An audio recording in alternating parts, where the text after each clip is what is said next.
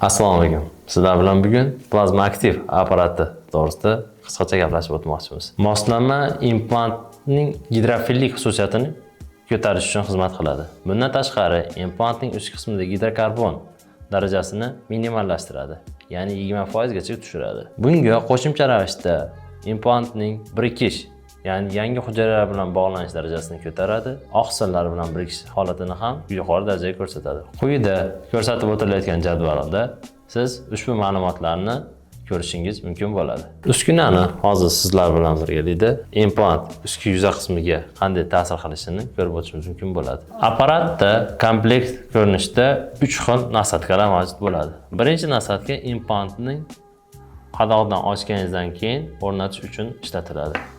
Ikkinchi turdagi nasatkalar qoplama yoki abatmentlarni solgan holatda ularni aktivlashtirish, yumshoq to'qima bilan bog'lanishini kuchaytirish uchun foydalanishingiz mumkin bo'ladi.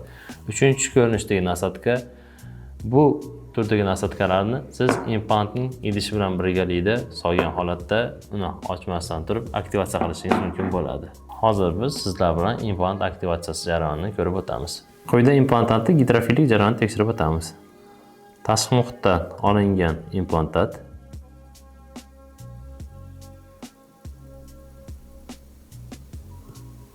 tashqi muhitda turgandan keyin bir qancha miqdorda elektronlar aktivligi, ustki yuza qismi aktivligi pasaygan. Buni hozir biz aktivatsiya jarayoniga qo'yamiz. Direct mode has started.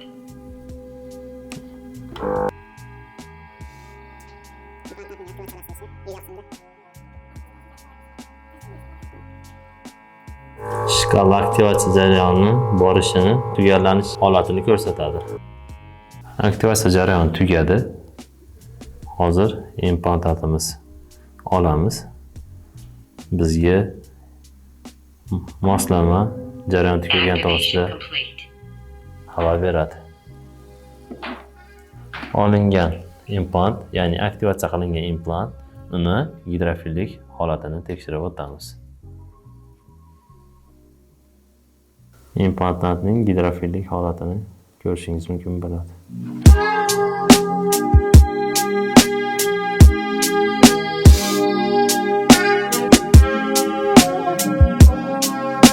Ushbu moslama yordamida olib borilgan tadqiqotlar sizga qiziq bo'lsa, direktda plazma so'zini yozib qoldiring. Sizlar bilan ushbu maqolalarni o'rtoqlashamiz. Keyingi sonlarda ko'rishguncha, xayr, salomat bo'ling.